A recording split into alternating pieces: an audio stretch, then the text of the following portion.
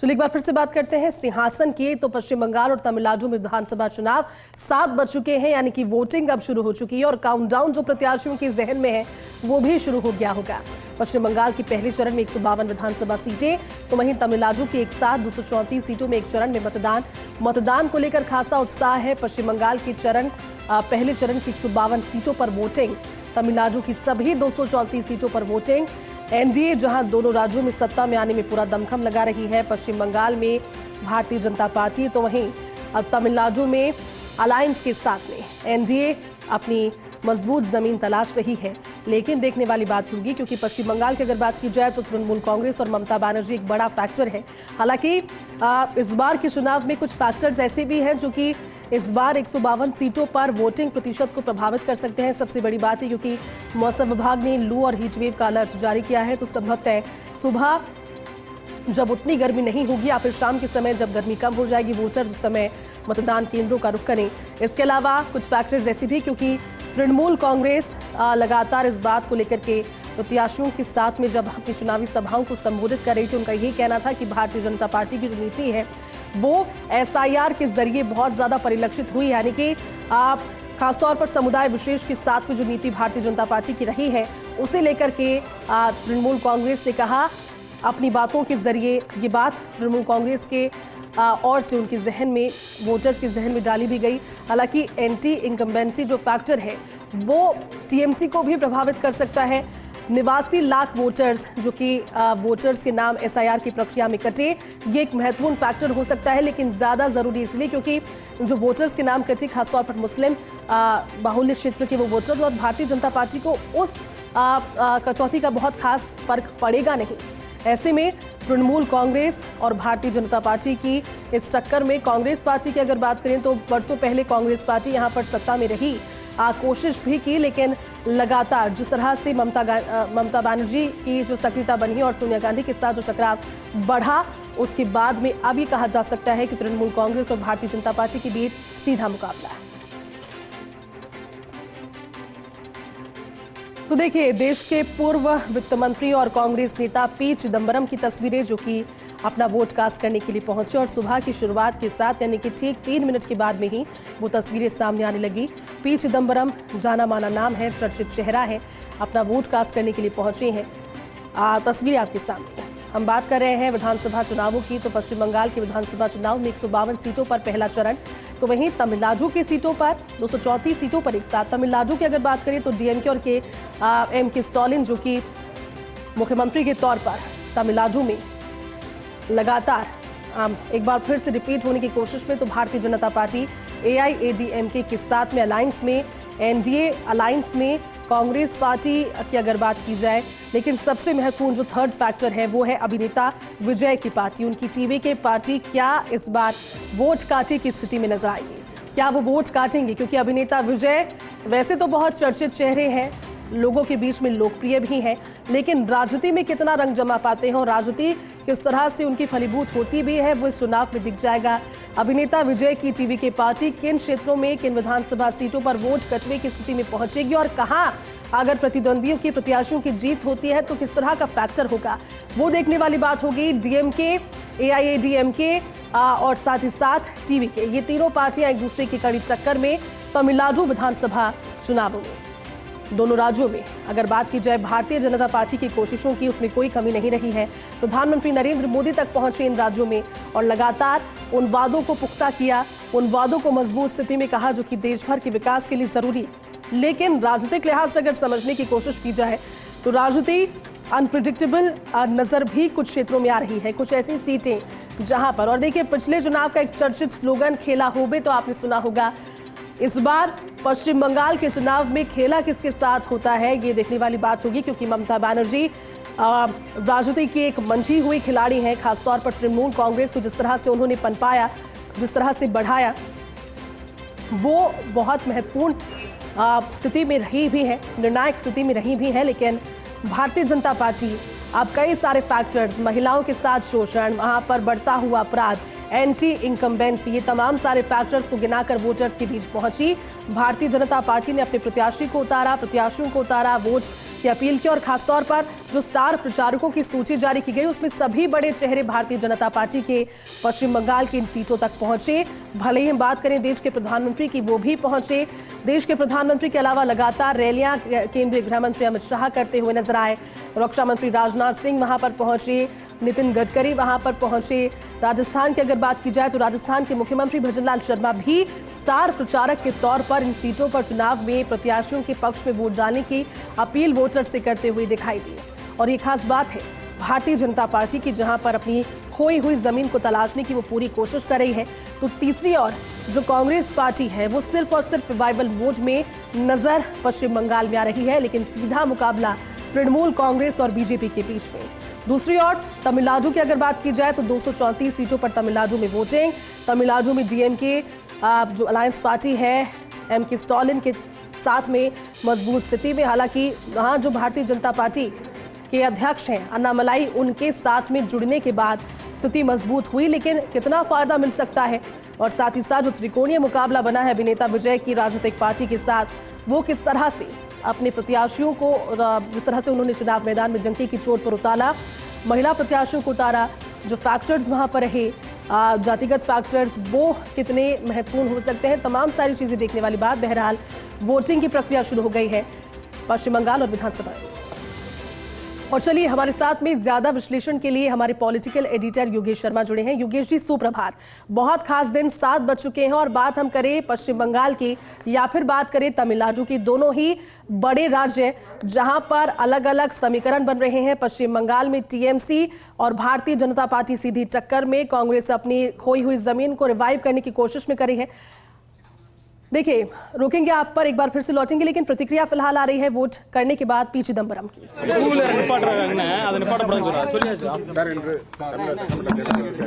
சொல்லுங்க சார், நான் போனோம்.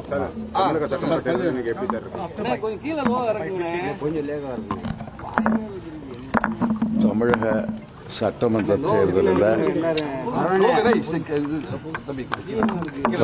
சட்டமன்ற தேர்தலில் தமிழ்நாட்டு மக்கள் மீண்டும் மதச்சார்பற்ற।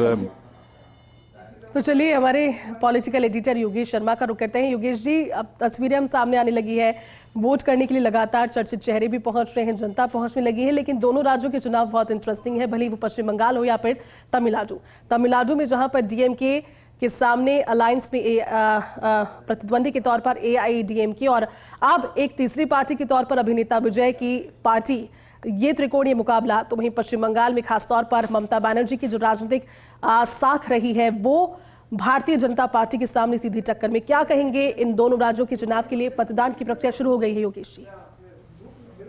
देखिए जैसे सुप्रभात आपको भी, और सबसे बड़ी बात ये है कि सबकी नजरें पश्चिम बंगाल पर टिकी जी। पश्चिम बंगाल का चुनाव देश की राजनीति का सबसे महत्वपूर्ण चुनाव।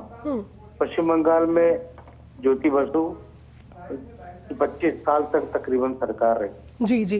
ममता बनर्जी ने जंग लड़ी ज्योति बसु के खिलाफ, वो कांग्रेस में थी उस समय, उन्होंने ज्योति बसु से और ये कांग्रेस से लोहा लिया और वहां पर पूरी तरह वामपंथ की जमीन को उन्होंने हटाकर, और टीएमसी नाम से जो उनका दल बना, खेती दल की वहां सरकार है, पिछली बार भी उन्होंने बहुमत से अपनी सरकार को बनाया और ये साबित भी किया कि पश्चिम बंगाल की जमीन पर ममता बनर्जी का अपना खुद का दबदबा है, लोगों के बीच में उनकी पकड़ है। बिल्कुल। लेकिन इस बार बीजेपी बदली हुई रणनीति के साथ उतरी है। बीजेपी ने कुछ ऐसे इलाकों को फोकस किया है जहां पर उनको सर्वाधिक मार्क्स मिल सके। जैसे आप एग्जाम देते हैं, हम कोई भी एग्जाम देते हैं, कोई परीक्षा देते हैं, सबसे पहले यही सोचते हैं कि उस सवाल को सबसे पहले किया जाए जिसमें ज्यादा मार्क्स मिले और जो हमें अच्छी तरह याद हो। ठीक है। तो बीजेपी ने ठीक वैसी रणनीति बनाई। उन सीटों पर खासतौर से, चाहे उत्तर बंगाल हो, चाहे पूर्वी बंगाल हो, चाहे उन 3 देशों से लगी हुई बंगाल की सीमा हो, जहां पर कहा जा सकता है कि बीते चुनाव में भी उन इलाकों पर फोकस किया और कोशिश ये की कि ज्यादा से ज्यादा वहां पर सीटों को जी। टारगेट किया जाए। तो अगर बीजेपी 100 सीटों को पूरी तरह टारगेट करके चलती है और 125 सीटों का लक्ष्य पार कर लेती है तो अपने आप में ये मिरेकल होगा पश्चिम बंगाल के लिए। बिल्कुल। और जैसा अमित शाह दावा कर रहे हैं, जैसा नरेंद्र मोदी कह रहे हैं कि हमने उस अचीवमेंट को प्राप्त करने की तरफ रुख कर दिया है, तो ये जमीन को खिसकाने का काम कर सकता है। जी। और जो हम लगातार ये सोच रहे थे कि वहां पर अब भगवा बनाम और ममता बनर्जी के खिलाफ एक नैरेटिव सेट किया गया और बीते दिनों में एक नया नारा बीजेपी ने दिया सिंडिकेट का जी। कि ममता बनर्जी उनके भतीजे सिंडिकेट चला रहे हैं, करप्शन है, वहाँ पर मर्डर्स हो रहे हैं, वहाँ पर तमाम तरह के कमीशन आपको देने पड़ते हैं हर काम के लिए। तो वो ऐसी बातें हैं जिनको लेकर अगर लोगों के जहन में वो बात बैठ गई तो आप मान के चलिए कि वहाँ बीजेपी सत्ता में आई। बिल्कुल। और अगर जो ममता बनर्जी का कोर वोट बैंक है, चाहे उसमें मुसलमान हो, चाहे उसमें गरीब वर्ग हो, या कहा जा सकता है जो स्लम एरियाज है जहाँ ममता बनर्जी का पुराना होल्ड रहा है, या वो वोटर जो पश्चिम बंगाल के बाहर जाकर कामगार के रूप में अलग अलग राज्यों में काम करते हैं जी। और वो वापस लौटे भी अपने धरती पर, अगर उन्होंने वोट टीएमसी को दिया है जी। तो अपने आप में ये बहुत ही कहा जा सकता है कि ममता बनर्जी इतिहास रच देगी। लेकिन इस बार का चुनाव बहुत अलग तरह का चुनाव है। जी। सबसे बड़ी बात सीधी टक्कर बीजेपी और टीएमसी के बीच में है। टीएमसी के सामने बीजेपी ने एक अलग रणनीति के साथ उन तमाम दलों को साइड लाइन कर दिया जिनमें कांग्रेस पार्टी भी है, बिल्कुल। जिसकी लंबे समय तक पश्चिम बंगाल में सरकार रही है। वो भी अब कहा जा सकता है कि अस्तित्व की लड़ाई लड़ रही है, क्या 2 सीटें कांग्रेस के आ जाए तो बहुत बड़ी बात होगी। ठीक है। और वहीं पे कम्युनिस्ट पार्टी भी अपने अस्तित्व की लड़ाई लड़ रही है। और अगर हम तमिलनाडु की बात करें तो तमिलनाडु में तमिल बनाम हिंदी का जो नारा दिया स्टालिन ने, वो अपने आप में बहुत मजबूत नारा रहा और डीएम की इस नारे के पीछे ही पहले भी सत्ता में आई जब करुणानिधि ने सरकार बनाई थी। और दूसरा सबसे बड़ा जो मुझे लगता है यहाँ तमिलनाडु में स्टालिन ने कहा जा सकता है कि एक अपनी खुद की परफॉर्मेंस को भी उन्होंने साबित करने का ये अवसर हुआ कि जिस तरह का वो काम कर रहे हैं तमिलनाडु के अंदर, औद्योगिक तौर पर तमिलनाडु आगे बढ़ा है, पर कैपिटल इनकम में तमिलनाडु आगे बढ़ा, तो ये कुछ ऐसी बात है। और लोक लुभावन योजनाएं, वहाँ बीजेपी सीधी टक्कर में नहीं है, लेकिन अन्ना द्रमुक के साथ वो अलायंस में है। अन्ना द्रमुक का उतनी मजबूत स्थिति में नहीं रहा जितना जयललिता के समय था। तो ऐसे में जो आपने भी जिक्र किया विजय का, तो विजय जिन्होंने टीवी के पार्टी बनाई जी, वो वहाँ पर द्वितीय स्थान पर आने की स्थिति में आ चुकी है। लेकिन अभी तक हम ओवरऑल देखें तो बीजेपी ने एक काम बहुत अच्छा किया वहाँ पर खुद के लिए, भविष्य के लिए, कि बीजेपी ने वहाँ चुनाव को बहुत नीचे तक जाके लड़ा है इस बार। अपनी परंपरागत सीटों पर भी ध्यान दिया जहाँ बीजेपी को उम्मीद है उन इलाकों में, चाहे वो कन्याकुमारी का इलाका हो, चाहे कोस्टल एरिया हो, चाहे कुछ इलाका हो। लेकिन वो मछुआरों के वोट बहुत महत्वपूर्ण होते हैं, बड़ी तादाद है उनकी। शेड्यूल कास्ट और शेड्यूल ट्राइब्स, इसका वोट वहाँ बहुत मेजर वोट बैंक माना जाता है तमिलनाडु का। और साथ ही जो चेन्नई का इलाका है, जो चेन्नई सेंट्रल का इलाका है जहाँ सबसे ज्यादा सीटें आती है, अगर टीएम की अपनी पुरानी परफॉर्मेंस को दोहराती है जी, तो वो फिर से सत्ता में वहाँ लौटने के आसार है। डीएम के साथ कांग्रेस का अलायंस है और मजबूत अलायंस है एक तरह से कहा जा सकता है। तो कुल मिलाकर वहाँ जो टक्कर है वो सीधे तौर पर डीएम की टक्कर 2 दलों के साथ, उनमें एक तो विजय का दल है और दूसरा एआईएडीएमके और अलायंस के तौर पर बीजेपी है। अब किस तरह से वहाँ पर ये दोनों दल डीएमके को टक्कर दे पाते, वोट जरूर कट रहे हैं। अब विजय किसके वोट काट रहे हैं ये अलग बात है, लेकिन जो मेजर माइनॉरिटीज का वोट है या मेजर जो शेड्यूल कास्ट या शेड्यूल ट्राइब्स का वोट है वो अभी भी डीएमके की पकड़ में है। और उस वोट बैंक पर अगर शायद एआईएडीएमके ने लगाई है, कुछ इलाके ऐसे भी है अभी तक जैदी जहाँ पर जयललिता का नाम और उनकी पार्टी का चल रहा है।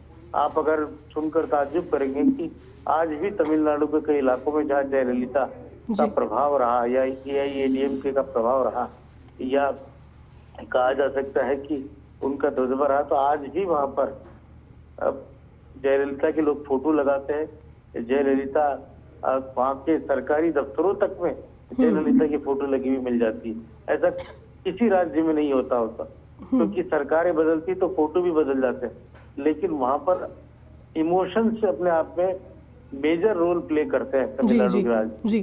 तो इमोशंस, अगर पुराने इमोशन किसी दल के साथ रहे या किसी लीडर के साथ रहे वो बहुत महत्वपूर्ण। बीजेपी क्यों आ रहे हैं, बीजेपी क्यों चर्चा में, वो भी इमोशंस को अपनी तरफ बुलाने की कोशिश कर रहे हैं। और वहाँ का एक कल्चर भी रहा है, वहाँ फिल्मों से निकलकर कई प्रमुख चेहरे जो फिल्मी दुनिया से रहे उन्होंने अपनी राजनीति में जगह बनाई, चाहे वो उसमें अन्नाद्रमुक के संस्थापक रहे हो, चाहे उसमें DMK के संस्थापक रहे हो।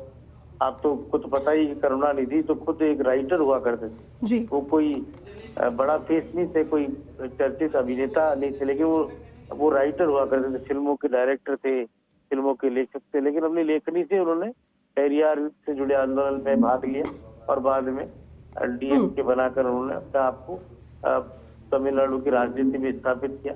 स्टालिन उन्हीं के परिवार से आते हैं, तो कहा जा सकता है कि लीगेसी है राजनीतिक दलों की, उसमें कितने कामयाब होते हैं। ये जरूर है कि बीजेपी वहां पर अपना अस्तित्व इस बार दिखाने की बीजेपी को उम्मीद है, लेकिन जिस तरह का अभी आपको लगता है कि तमिल, हिंदी, ये तमाम जो मुद्दे रहे उसमें बीजेपी को ज्यादा गेनिंग होगी या ज्यादा बीजेपी की संभावना, ऐसा मैं मान के नहीं चल सकता।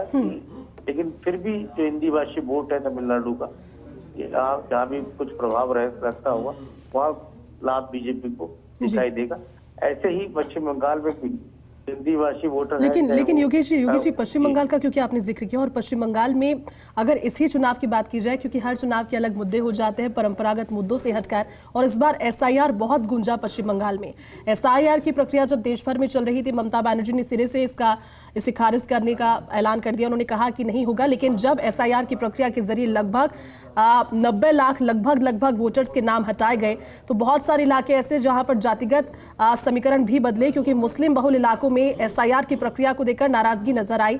और बीजेपी वहां पर क्योंकि ज्यादा खोने की स्थिति में तो नहीं है, लेकिन क्या आपको लगता है कि प्रभाव पड़ सकता है उस दावे के बीच, जब भारतीय जनता पार्टी बहुत सारी कोशिश कर रही है SIR की प्रक्रिया का कोई फैक्टर, या फिर ममता बनर्जी की सरकार के लिए देखा जाए तो उनके लिए क्या कोई एंटी इनकम्बेंसी का फैक्टर, जो कि भारतीय जनता पार्टी अपनी रैलियों में या संबोधनों में जिसका जिक्र प्रधानमंत्री करते आए हैं? देखिए, ये बात सही कि बीजेपी ने माहौल को बनाया, और बीजेपी माहौल बनाने में अग्रणी राजनीतिक दल भी कहा जाता है। और बीजेपी का जो पूरा थिंक टैंक वहाँ चुनाव में लगा, भूपेंद्र यादव को चुनाव प्रभारी बनाया जो हमारे राजस्थान से ही है। अब उन्होंने वहाँ पर पूरी चुनावी कमान अपने हाथ में ले रखी है।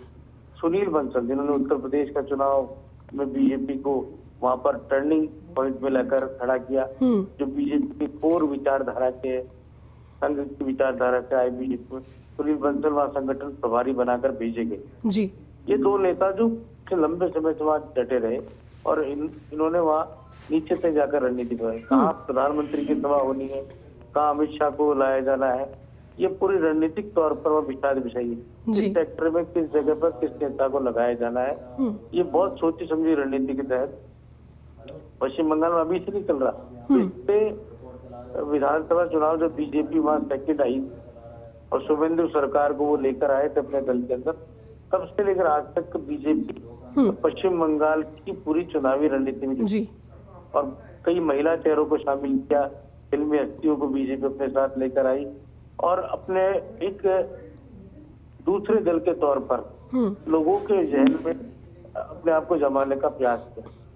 और पश्चिम बंगाल वो राज्य है जहाँ पर विचारधारा, जहाँ पर कहा जा सकता है कि राजा राम मोहन राय ने पुनर्जागरण आंदोलन चलाया, जहाँ पर नास्तिक और आस्तिक जैसी विषयों पर बहस छिड़ी, जहाँ कोलकाता की देश की पहली राजधानी कहलाई, ईस्ट इंडिया कंपनी का जहाँ शासन रहा, जहाँ से ऐसे एक से एक बढ़कर क्रांतिकारी निकले। हिंदुस्तान में आजादी का बिगुल सबसे पहले पश्चिम बंगाल से ही फूका गया, जी शंखनाद वहां से हुआ। तो वहां का आदमी देश की राजनीति को प्रभावित करता रहा है, वहां का विचारक पूरी दुनिया को प्रभावित करता रहा है। यहीं से निकले थे स्वामी विवेकानंद और यहीं से निकले थे सुभाष चंद्र बोस, जिन्होंने पूरी दुनिया में अपना डंका बजवाया। जी और यहीं के रविंद्रनाथ टैगोर, जिन्हें पहला नोबेल पुरस्कार मिला, हमारे भारत को उन्होंने दिलवाया। बिल्कुल। तो एक तरह से कहा जाए तो पश्चिम बंगाल गुणी लोगों की धरती रहा।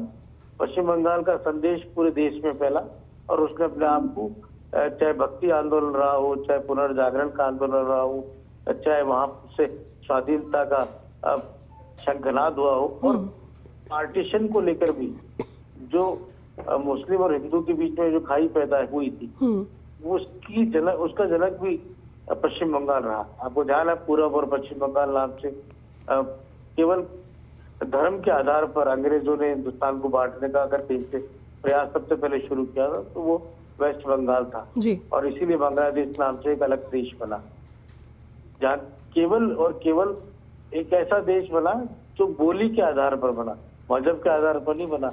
मजहब और बोली के साथ आज भी बांग्लादेश में बांग्ला बोली जाती है, पश्चिम बंगाल में बांग्ला बोली जाती है, लेकिन मजहब के आधार पर वहां बांट दिया गया। लेकिन बोली के आधार पर वो पाकिस्तान के साथ रह नहीं पाया और इसीलिए 71 में बांग्लादेश के टुकड़े पूर्ण पाकिस्तान के टुकड़े हो गए और बांग्लादेश नाम से अलग कंट्री बन गया। और इसमें इंदिरा गांधी का योगदान किसी से छुपा नहीं है। लेकिन नरेंद्र मोदी ने जब से वो प्रधानमंत्री बने, उन्होंने पश्चिम बंगाल पर फोकस किया और आपको ध्यान ही है कि लगातार उन्होंने पश्चिम बंगाल की कानून व्यवस्था, पश्चिम बंगाल की आर्थिक स्थिति, पश्चिम बंगाल के सिंडिकेट, पश्चिम बंगाल की ममता सरकार, आए दिन हो रहे वहां पर महिलाओं के साथ अत्याचार, रेप की घटनाएं, बांग्लादेश से आने वाले घुसपैठिए, रोहिंग्या मुसलमान, और ये तमाम मुद्दों को बीजेपी ने वहां उठाने का काम किया।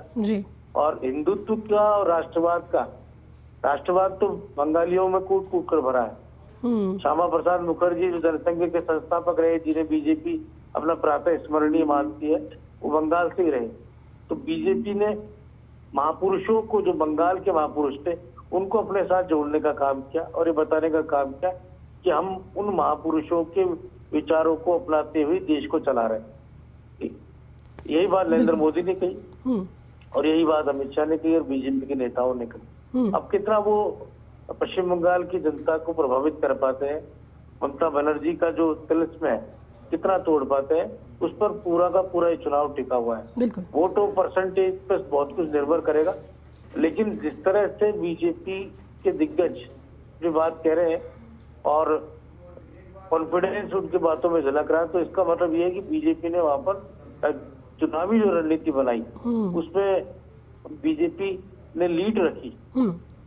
अब वोटिंग में किस तरह का माइंडसेट लोगों का रहता है, क्या वो बीजेपी के कमल के साथ जाते हैं या टीएमसी के साथ जाते हैं, ये कहा जा सकता है। पहला चरण का मतदान है और दूसरे चरण का बाद में होगा, लेकिन पहले चरण के मतदान से हमें काफी कुछ रुख पता चल जाएगा। बीजेपी ने राजनीतिक तौर पर साम दाम दंड भेद तमाम तरह की नीतियां वेस्ट बंगाल में अपनाई। उसके पीछे कारण था, महाभारत का युद्ध होता है तो महाभारत के युद्ध में साफ सी बात आपने देखी होगी कि वहाँ वो तमाम रणनीतिक औजार सामने रखने पड़ते हैं, तमाम चातुर्य दिखाना पड़ता है जिसके बल पर रण को जीता जा सके।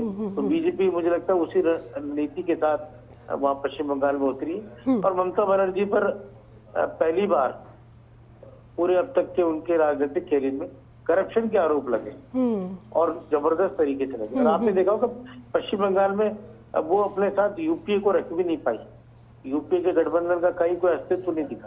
कांग्रेस पार्टी अलग नजर आई और कांग्रेस पार्टी का मुझे लगता है कि अंदर का जो थिंक टैंक है वो शायद ममता बनर्जी के पक्ष में भी नहीं है और यही कारण है कि कांग्रेस अपने एकला चलो की रणनीति चल रही है। देश की राजनीति पर तो ये सब एक साथ नजर आते हैं, लेकिन वहां पर ममता बनर्जी के साथ कांग्रेस नहीं है। कम्युनिस्ट पार्टी अपना काम करने में जुटी थोड़ा बिल्कुल बहुत योगेश जी, हर एक पार्टी अपना काम करने में जुटी हुई भी है, आगे भी लगातार विश्लेषण आपसे लेते रहेंगे। बहुत शुक्रिया इस पूरी जानकारी के लिए। तो देखिए, प्रधानमंत्री नरेंद्र मोदी ने पोस्ट किया है, पश्चिम बंगाल में विधानसभा चुनाव का पहला चरण आज शुरू हो गया है। मैं सभी नागरिकों से इस लोकतंत्र के उत्सव में पूरी ताकत से भाग लेने का आग्रह करता हूं। पश्चिम बंगाल विधानसभा चुनाव का पहला चरण शुरू हो गया है। प्रधानमंत्री लिखते हैं एक पोस्ट पर, सभी नागरिकों से इस लोकतंत्र के उत्सव में पूरी ताकत से भाग लेने का आग्रह करता हूं। मैं विशेष रूप से युवा मित्रों और पश्चिम बंगाल की महिलाओं से बड़ी संख्या में मतदान की अपील करता हूं। देश के प्रधानमंत्री नरेंद्र मोदी ने एक्स पर पोस्ट करके मतदाताओं से अपील की है वोटिंग के लिए, और पश्चिम बंगाल का उन्होंने जिक्र किया। उन्होंने कहा कि खासतौर पर युवा मित्रों और महिलाओं, जो कि पश्चिम बंगाल की महिलाएं हैं, उनसे भारतीय जनता पार्टी के प्रत्याशियों के पक्ष में मतदान की अपील करते हैं। मताधिकार का प्रयोग सभी करें, ये उनकी अपील। और पश्चिम बंगाल में देखिए मतदाताओं का जो उत्साह है वो आपने देखा होगा, लेकिन सबसे बड़ी बात है कि पश्चिम बंगाल के जो वोटर्स हैं वो भले ही देश के किसी भी कोने में हो, अलग अलग राज्यों में वो नौकरी के सिलसिले में पहुंचे हो, बिजनेस के पढ़ाई के सिलसिले में पहुंचे हो, कहीं पर भी हो, लेकिन ये अच्छी जागरूकता वाली बात है और एक अच्छा आंकड़ा है, एक अच्छा डेटा है कि पश्चिम बंगाल के वोटर्स अपने विधानसभा सीटों पर जब चुनाव है तुरंत वहां का रुख कर रहे हैं। पहले से उन्होंने ट्रेन बुक कराई और ट्रेनें भी फुल चल रही थी, और ऐसे में भले ही वो मजदूर वर्ग हो, वो कामकाजी वर्ग हो, सभी पहुंच रहे हैं अपने वोट का प्रयोग करने के लिए।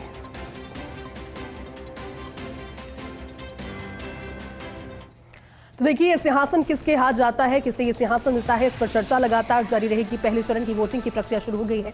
वक्त एक ब्रेक का है, जल्द हाजिर होगी।